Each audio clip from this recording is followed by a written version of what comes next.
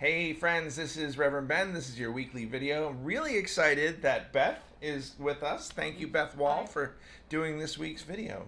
As usual, we'll start by an invitation to take 3 deep breaths with me, starting with the first breath in and let it go. Breath number 2 in and let it go. Now, third breath in and let it go. Those of you who were at the active shooter training yesterday, Officer Chip Wales taught us how to breathe with a count of 4 in, hold for a count of 4, count of 4 out, hold for a count of 4. It calms us even in an emergency situation. Our chalice lighting today. Oh, before we go on to the chalice lighting, even we got some feedback from some of you that you can't hear us. So here we are with this fancy microphone that we're going to pass back and forth so that you can hear us better. Keep letting me know what you think about the videos, and especially if you can't hear us. Our chalice lighting this morning has been chosen by Beth, and it's from our what color is that? Gray hymnal, number 477 by Vivian Pomeroy. Forgive us that often we forgive ourselves so easily and others so hardly. Forgive us that we expect perfection from those to whom we show none. Forgive us for repelling people by the way we set a good example. Forgive us the folly of trying to improve a friend.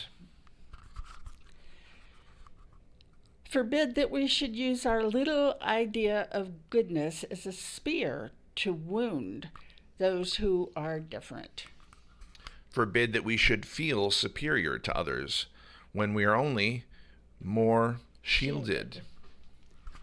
And may we encourage the secret struggle of every person. Thank you. That was deep. I had never read that before, so thanks for finding that one. Very interesting. We do questions to follow up every Sunday service, and so this week's question is this: where in your life are you prioritizing your own comfort over the safety of others? And now that I think about it, that makes the chalice lighting even more relevant. Let me know if you're getting this video on email. Just hit reply and let me know. If you're seeing it on YouTube, put it in the text chat. If you're seeing it on Facebook, put it as a comment below. That is this week's question. And as you know, each week we appreciate an individual or a group of individuals who have done extraordinary things to forward our mission here at UU St. Pete. Beth's going to tell you which 2 we're appreciating this week. All right. Closer. Appreciation of an individual or a team. Earl Waters and Deborah Pierce, who traveled with the UU St. Pete banner to protest the newly constructed detention site at the Dade Collier Training and Transition Airport, referred to by the Florida governor as Alligator Alcatraz last Sunday. If you want to travel there this Sunday, contact Allendale UMC, United Methodist Church. That's right. Thank you. And some of you are watching from home and cannot come to the worship service in person, and I try to say hi to somebody in that situation every few weeks or so. And so it's John Motter this week. Hi, John. Last we heard, John was in the hospital fighting off an infection, and we wish you the best of health, and we're sending love and healing energy your way. Hope you feel better soon. This Sunday, discussion group at 9:30 in the Gilmore Library. Contact Bob Klingman for more details. Then Sunday worship, all ages service. Differences Build Bridges with Bianca Hatton and special story guest Virginia Fox and others, and special music guest Berkeley Grimble. Thank you. Yeah, I'm really looking forward to Berkeley Grimble is a musician from Gulfport who is a friend of mine, and he's going to be doing the prelude, the offertory, the anthem, and the postlude. I think you're all going to love him. Those of you who haven't experienced his music before, and yeah, the book that we're using for the special story is this Just Ask by Supreme Court Justice Sonia Sotomayor. And thank you to Virginia and Cal Fox and others for putting that together. Now, on Monday, the office is closed for Labor Day, but we are co-sponsors of the Labor Day Solidarity September event. Those of you who can make it at 10:30 a.m., wear bright blue, and we will use our bodies to form giant human letters that spell out the words unite and rise. That'll be the St. Pete Pier. I don't know if this is bright enough blue, but hopefully it'll suffice, or I can find out another blue. Then a drone is going to fly overhead and capture some photos and some video. I would love to have you there with me. We can hopefully find each other on the beach without too much problem.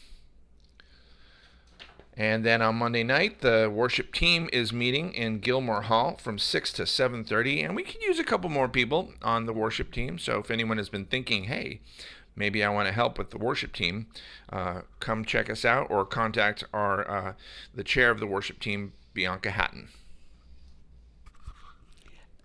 Later this month, we're going to start a meditation group. It's going to be at Fridays at 10:30 in Conway South, starting September 12th. And you can contact me for more information. And meditation is used in all religions. It's used for people who aren't religious. So it's just a way to help raise your consciousness and calm your mind. Yeah. I'm so grateful, Beth, that you're willing to kick this off again. We had a regular meditation group that we haven't had in a few months, and those who depend on it and look forward to it have been sad. And I was telling a couple of you about this on Sunday, and you were very excited. So our meditation group is back as of September 12th. And then the next day, September 13th, is the Emma's Revolution concert. It's official. The UU Supergroup, as it will, is coming back here after 3 years of being away.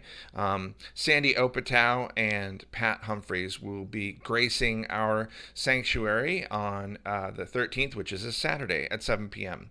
Tickets are $25 in advance, $30 at the door, and I need 7 more individuals or families to sponsor the concert at a level of $100. You get a couple free tickets if you do that. So contact me if you are willing to sponsor the conference or the concert. And thanks to those of you who have already contacted me. And if that's not something you can afford, just buy some tickets. Online, there's a link to the Emma's Revolution website itself. And in person, we're selling tickets in Gilmore on Sundays following worship service. And we need help with publicity and some volunteers to help with that, and some volunteers to help the night of the concert too. You can join the dinner and discussion group on Saturday, September 21st at 6 p.m. at a local affordable restaurant.